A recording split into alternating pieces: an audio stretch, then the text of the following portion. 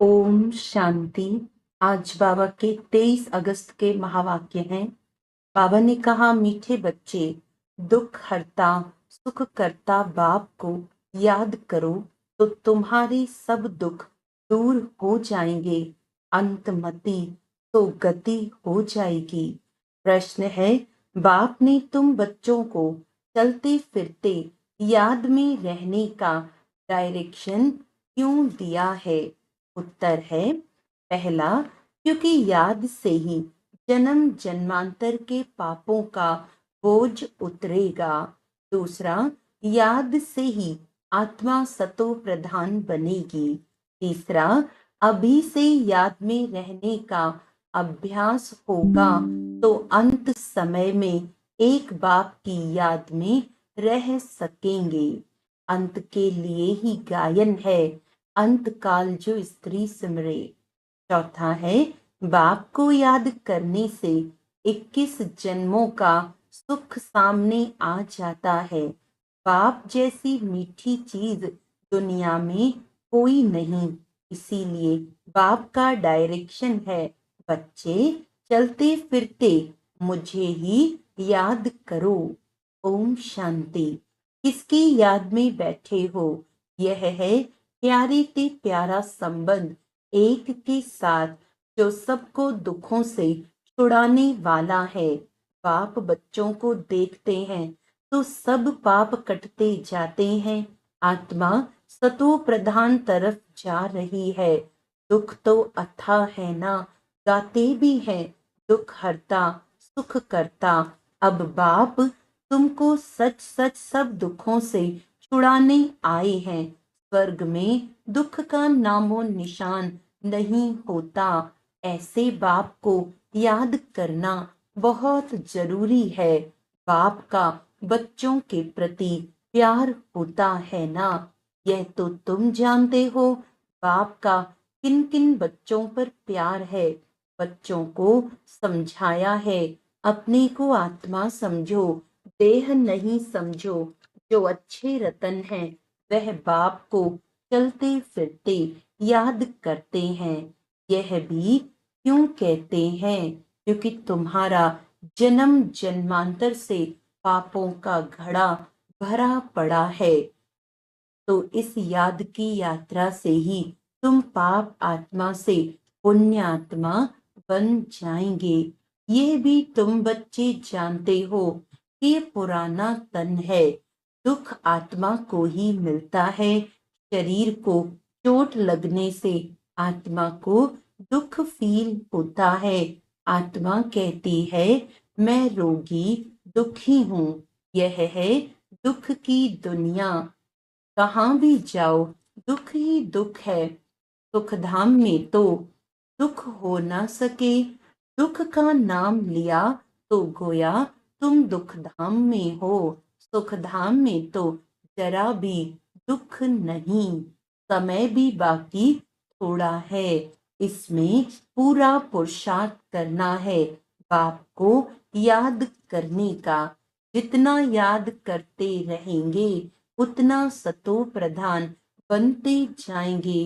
पुरुषार्थ करके अवस्था ऐसी जमानी है जो तुमको पिछाड़ी में सिवाय एक बाप के कुछ याद न आए।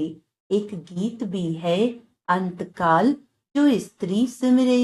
यह अंतकाल है ना, पुरानी दुनिया दुखधाम का अंत है। अभी तुम सुखधाम चलने का पुरुषार्थ करते हो। तुम शूद्र से ब्राह्मण बने हो, यह तो याद रहना चाहिए ना। शूद्र को है दुख, हम दुख से निकल फिर अब चोटी पर चढ़ रहे हैं। तो एक बाप को याद करना है, मोस्ट बिलवेड बाप है। उनसे मीठी चीज कौन सी होती है? आत्मा उस परमपिता परमात्मा को ही याद करती है ना। सब आत्माओं का बाप है, उनसे मीठी इस दुनिया में कोई चीज हो न सके। इतने सब ढेर बच्चे हैं, कितने में याद आते होंगे? सेकंड में। अच्छा, सारी सृष्टि का चक्र कैसे फिरता है, वह भी तुम बच्चों की बुद्धि में अर्थ सहित है। जैसे कोई ड्रामा देखकर आते हैं, कोई पूछेंगे ड्रामा याद है, हाँ कहने से ही सारा बुद्धि में आ जाता है, शुरू से लेकर अंत तक। बाकी वह वर्णन करके सुनाने में तो समय लगेगा। बाबा बेहद का बाबा है, उसको याद करने से ही 21 जन्मों का सुख सामने आ जाता है। बाप से ये वर्षा मिलता है, सेकंड में बच्चों को बाप का वर्षा सामने आ जाता है। बच्चा पैदा हुआ, बाप जान जाते हैं वारिस ने जन्म लिया, सारी मिल्कियत याद आ जाएगी। तुम भी अकेले अलग अलग बच्चे हो, अलग अलग वर्षा मिलता है ना, अलग अलग याद करते हो। हम बेहद बाप के वारिस हैं। सतयुग में तो एक ही बच्चा होता है, वह सारी मिल्कियत का वारिस ठहरा। बच्चों को बाप मिला और विश्व का मालिक बना। सेकंड में देरी नहीं लगती। बाप कहते हैं तुम अपने को आत्मा समझो, फीमेल मत समझो। आत्मा तो बच्चा है ना। बाबा कहते हैं हमें सब बच्चे याद पड़ते हैं, आत्माएं सब भाई भाई हैं। जो भी सब धर्म वाले आते हैं वह कहते सब धर्म वाले भाई भाई हैं, परंतु समझते नहीं। अभी तुम समझते हो कि हम बाबा के मोस्ट बिलवेड बच्चे हैं। बाप से पूरा बेहद का वर्षा जरूर मिलेगा। कैसे लेंगे, वह भी तुम बच्चों को सेकंड में याद आ जाता है। हम सतो प्रधान थे, फिर तमो प्रधान बने, अब फिर सतो प्रधान बनना है। तुम जानते हो बाबा से हमको स्वर्ग के सुखों का वर्षा लेना है। बाप कहते हैं अपने को आत्मा समझो, देह तो विनाशी है, आत्मा ही शरीर छोड़कर चली जाती है, फिर जाकर दूसरा नया शरीर गर्भ में लेती है। पुतला जब तैयार होता है तब आत्मा उसमें प्रवेश करती है, परंतु वह तो है रावण के वश, विकारों के वश जेल में जाते हैं। वहां तो रावण होता ही नहीं, दुख की बात ही नहीं। जब बूढ़े होते हैं तब मालूम पड़ता है। अभी ये शरीर छोड़ हम दूसरे शरीर में जाकर प्रवेश करेंगे, वहां तो डर की कोई बात नहीं रहती है। यहाँ तो कितना डरते हैं, वहां निडर होते हैं। बाप तुम बच्चों को अपार सुखों में ले जाते हैं। सतयुग में अपार सुख है, कलयुग में अपार दुख है, इसीलिए इसे कहते ही हैं दुख धाम। बाप तो कोई तकलीफ नहीं देते हैं। फलग्रस्त व्यवहार में रहो, बच्चों को संभालो, सिर्फ बाप को याद करो। गुरु गोसाई सबको छोड़ो, मैं तो सब गुरुओं से बड़ा हूं ना, वे सब मेरी रचना है। सिवाय मेरे और कोई को पतित पावन नहीं कहेंगे। क्या ब्रह्मा विष्णु शंकर को पतित पावन कहेंगे? नहीं, देवताओं को भी नहीं कह सकते सिवाय मेरे। अभी तुम बच्चे गंगा को पतित पावनी कहेंगे? ये पानी की नदियां तो सदैव बहती हैं। गंगा ब्रह्मपुत्रा आदि भी तो चली जा आती हैं, इनमें तो स्नान करते ही रहते हैं। बरसात पड़ती तो फ्लड आ जाती है। यह भी दुख हुआ ना, अथाह दुख है। बाढ़ में देखो कितने मनुष्य मर गए। सतयुग में दुख की बात नहीं, जानवरों को भी दुख नहीं होता है, उनकी भी अकाले मृत्यु नहीं होती। ये ड्रामा ही ऐसा बना हुआ है। भक्ति में गाते हैं, बाबा आप जब आएंगे तो हम आपके ही बनेंगे। आते तो है ना दुख धाम के अंत और सुख धाम आदि के बीच में ही आएंगे, परंतु ये किसको पता नहीं। सृष्टि की आयु कितनी होती है यह भी नहीं जानते। बाप कितना सहज बतलाते हैं। आगे तुम जानते थे क्या कि सृष्टि चक्र की आयु 5000 वर्ष है। वह तो लाखों वर्ष कह देते हैं। अभी बाप ने समझाया है 1250 वर्ष का हर युग होता है। स्वास्तिका में पूरे 4 भाग होते दिखाते हैं। जरा भी फर्क नहीं होता। विवेक भी कहता है एक्यूरेट हिसाब होना चाहिए। पूरी में भी चावल का हांडा चढ़ाते हैं तो पूरे 4 हिस्से आपे ही हो जाते हैं। ऐसी युक्ति बनाई हुई है। वहां चावल बहुत खाते हैं। जगन्नाथ कहो व श्रीनाथ कहो, बात एक ही है। दोनों ही काले दिखाते हैं। श्रीनाथ के मंदिर में घी के भंडार होते हैं। सब घी की तली हुई अच्छी अच्छी चीजें मिलती हैं। बाहर में दुकान लग जाते हैं। कितना भोग लगता होगा। सब यात्री जाकर दुकानदारों से लेते हैं। जगन्नाथ में फिर चावल ही चावल होते हैं। वह जगतनाथ वह श्रीनाथ सुखधाम और दुखधाम को दिखाते हैं। श्रीनाथ सुखधाम का था, वह दुखधाम का।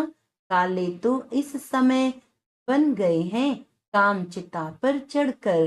जगन्नाथ को सिर्फ चावल का भोग लगाते हैं। इनको गरीब उनको साहूकार दिखाते हैं। ज्ञान का सागर एक बाप ही है। भक्ति को कहा जाता है अज्ञान। उनसे कुछ मिलता नहीं। वहां सिर्फ गुरु लोगों की आमदनी बहुत होती। होशियार होगा, उनसे कोई सीखेगा तो वे कहेंगे ये हमारा गुरु है, उसने हमको ये सिखाया है। वह सब जिस्मानी हैं, जन्म लेने वाले। अभी तुम्हारे साथ कौन है?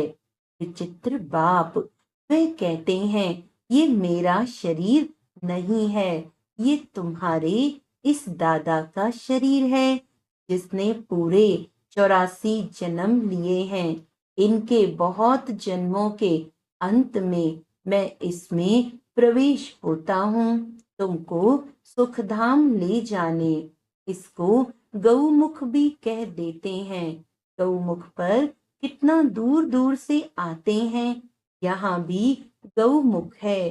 पहाड़ से पानी तो जरूर आएगा। कुएं में भी रोज रोज पानी पहाड़ से आता है। वह कभी बंद नहीं होता। पानी आता ही रहता है। कहाँ से भी नाला निकला तो उनको गंगा जल कह देंगे। वहां जाकर स्नान करते हैं। गंगा जल समझते हैं, लेकिन पतित से पावन इस पानी से थोड़े ही बनेंगे। बाप कहते हैं पतित पावन मैं हूँ। ये आत्माएं माँ में कम याद करो। देह सहित देह के सभी संबंध छोड़ अपने को आत्मा समझकर मुझे याद करो तो तुम्हारे जन्म जन्मांतर के पाप भस्म हो जाएं। बाप तुमको जन्म जन्मांतर के पापों से छुड़ाते हैं। इस समय तो दुनिया में सभी पाप करते रहते हैं। कर्म भोग है ना।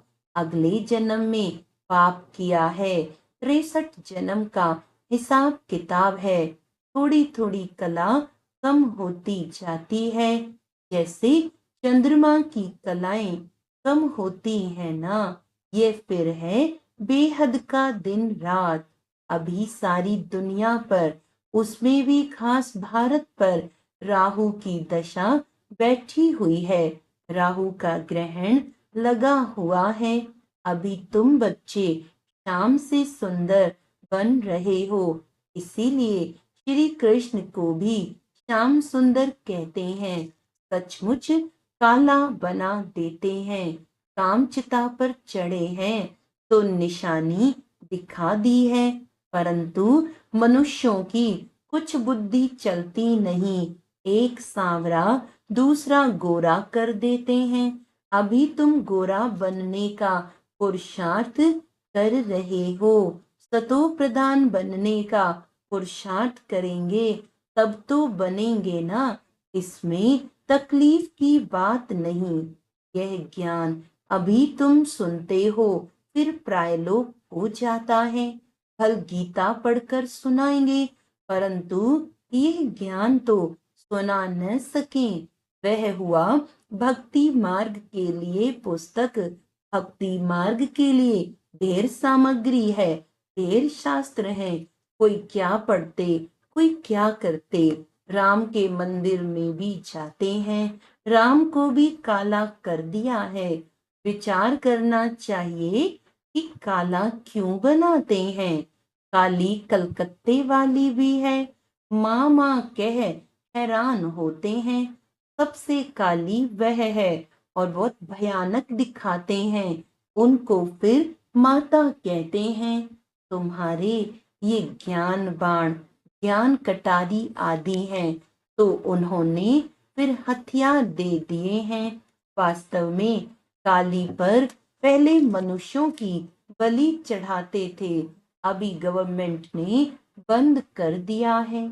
आगे सिंध में देवी का मंदिर नहीं था। जब बॉम्ब फटा तो एक ब्राह्मण बोला, काली ने हमें आवाज दिया है, हमारा मंदिर है नहीं, जल्दी बनाओ नहीं तो और भी बम फटेंगे।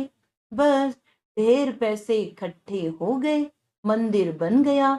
अभी देखो ढेर मंदिर हैं, इतनी जगह भटकते हैं। बाप तुमको इन सब बातों से छुड़ाने के लिए समझाते हैं, इसकी गिलानी नहीं करते हैं। बाप ड्रामा समझाते हैं। ये सृष्टि चक्र कैसे बना हुआ है। जो कुछ तुमने देखा वह फिर होगा, जो चीज नहीं है वह बनती है। तुम समझ गए हो, हमारा राज्य था वह हमने गंवाया है। अब फिर बाप कहते हैं, बच्चे नर से नारायण बनना है तो पुरुषार्थ करो। भक्ति मार्ग में तुम बहुत कथाएं सुनते आए हो। अमर कथा सुनी, फिर कोई अमर बने। इसको ज्ञान का तीसरा नेत्र मिला। ये बाप बैठकर समझाते हैं। इन आंखों से कुछ भी इविल ना देखो, सिविल आंखों से देखो, क्रिमिनल से नहीं। इस पुरानी दुनिया को न देखो, ये तो खलास हो जानी है। बाप कहते हैं, मीठे मीठे बच्चों, हम तुमको राज्य देकर जाते हैं 21 जन्मों के लिए। वहां और कोई का राज्य होता नहीं, दुख का नाम नहीं। तुम बड़े सुखी और धनवान होते हो। यहाँ तो मनुष्य कितना भूख मरते रहते हैं, वहां तो सारे विश्व में तुम राज्य करते हो। कितनी थोड़ी जमीन चाहिए, छोटा बगीचा, फिर वृद्धि होते होते कलयुग अंत तक कितना बड़ा हो जाता है। और 5 विकारों की प्रवेशता के कारण वह कांटों का जंगल बन जाता है। बाप कहते हैं, काम महाशत्रु है, इनसे तुम आदि मध्य अंत दुख पाते हो। ज्ञान और भक्ति को भी अब तुमने समझा है, विनाश सामने खड़ा है, इसीलिए अब जल्दी जल्दी पुरुषार्थ करना है, नहीं तो पाप भस्म नहीं होंगे। पाप की याद से ही पाप कटेंगे। पतित पावन एक बाप ही है। कल्प पहले जिन्होंने पुरुषार्थ किया है वे करके ही दिखाएंगे। ठंडे मत बनो, सिवाय एक बाप के और कोई को याद न करो। सब दुख देने वाले हैं, जो सदा सुख देने वाला है, उनको याद रखो। इसमें गफलत नहीं करनी है। याद नहीं करेंगे तो पावन कैसे बनेंगे। अच्छा, मीठे मीठे सिकिलदे बच्चों प्रति माता पिता बाप दादा का याद प्यार और गुड मॉर्निंग। रूहानी बाप की रूहानी बच्चों को नमस्ते। हम रूहानी बच्चों की रूहानी बाप दादा को याद प्यार गुड मॉर्निंग, नमस्ते नमस्ते नमस्ते जी। धारणा के लिए मुख्य सार है, इन आंखों से इविल यानी बुरा नहीं देखना है। बाप ने जो ज्ञान का तीसरा नेत्र दिया है, उस सिविल नेत्र से ही देखना है। सतो प्रधान बनने का पूरा पुरुषार्थ करना है। गृहस्थ व्यवहार को संभालते हुए प्यारी चीज बाप को याद करना है। अवस्था ऐसी जमानी है जो अंत काल में एक बाप के सिवाय दूसरा कुछ भी याद ना आए। वरदान है, अपनी श्रेष्ठ वृत्ति द्वारा विश्व का वातावरण परिवर्तन करने वाले आधार मूर्त भव। आप बच्चे सिर्फ अपने जीवन के लिए आधार नहीं हो, लेकिन विश्व की सर्व आत्माओं के आधार मूर्त हो। आपकी श्रेष्ठ वृत्ति से विश्व का वातावरण परिवर्तन हो रहा है। आपकी पवित्र दृष्टि से विश्व की आत्माएं और प्रकृति दोनों पवित्र बन रही हैं। दृष्टि से सृष्टि बदल रही है।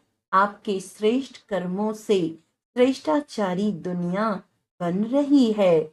अभी जब आप इतनी बड़ी जिम्मेवारी के ताजधारी बनते हो, तब भविष्य में ताज तख्त मिलता है। स्लोगन है, सर्वशक्तिमान बाप को अपना साथी बना लो, तो कोई भी विघ्न आपको रोक नहीं सकता।